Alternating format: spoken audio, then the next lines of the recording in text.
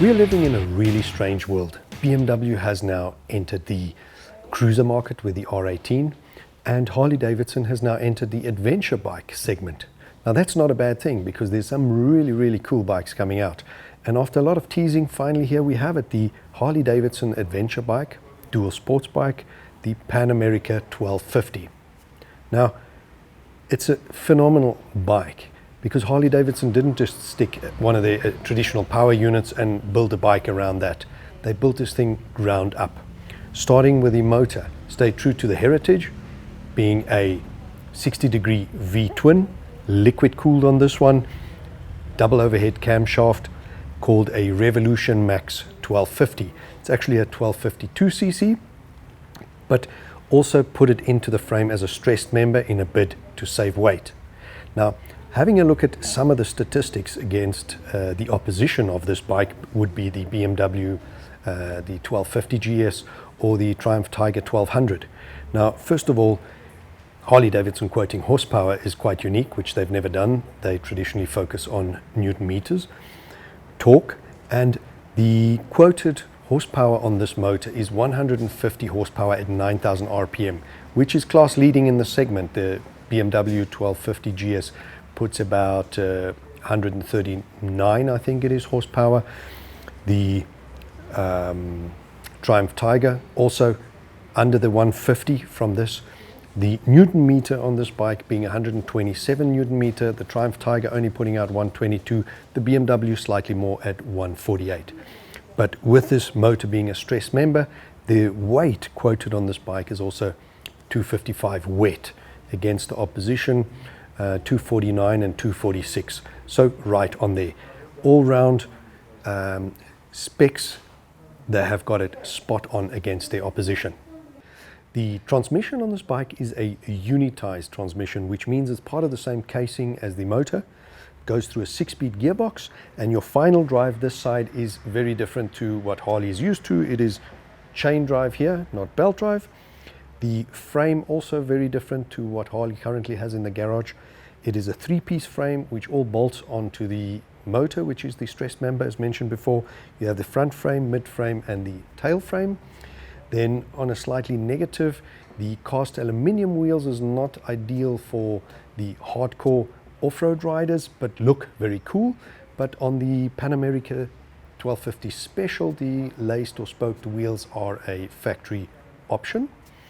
And the suspension front and rear is Showa with a 190mm travel front and rear.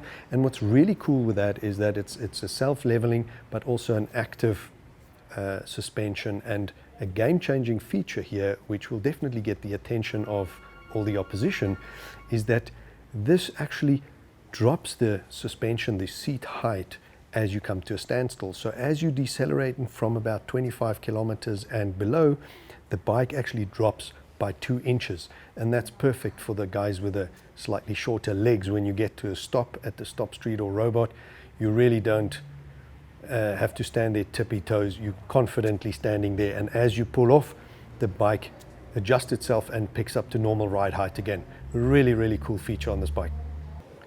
The adaptive ride height that I've just mentioned is a standard feature that comes with the S model or the Pan America Special. And this bike in front of me here is a Special, quickly identifiable on the spoked wheels front and back, as mentioned, a factory option. A couple of other ways to identify this is an S model, the black parts on the motor over here, and a couple of other nice standard features that come with a Special would be your brush guards over here, your center stand at the bottom, your hand guards, your heated grips, your steering damper in front, and your adaptive riding light, which turns as you lean the bike. Really cool features. And your Special comes in 4 colors. You get your black, your metallic gray, your green, or else your two-tone silver, your orange and white. Your base model comes in 2 colors, your black and your gray. And a couple of other nice features on all the models would be your seat is adjustable in 2 different heights. Your screen in front has 4 different settings. It's also quite clever the way Harley Davidson tucked away your indicator turn signals in there should you drop the bike, you don't damage them.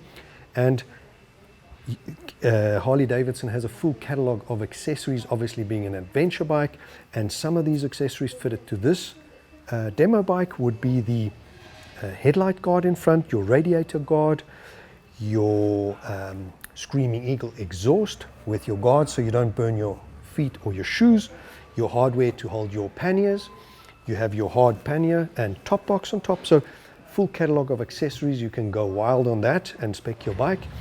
And lastly, let's have a look at the electronic suite on this bike, and it's fully stacked. Really pretty up front. Your dash is a big color TFT touch sensitive display.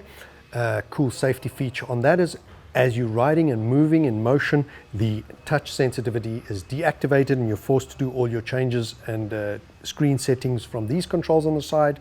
Once you come to a standstill, your touch sensitivity is reactivated. Really cool. Everything is displayed on there. You have 4 different rider modes on the base model, being road, sport, rain, and off-road and off-road plus. Now on the special model, you have 2 more settings, which is custom 1 and custom 2, where you can adjust your traction, your ABS, your power, etc., and really customize it to your riding style. Electronically wise, this bike is fully kitted from heel assist to drag slip to cornering, ABS, traction control, and so forth. Really nothing omitted over there.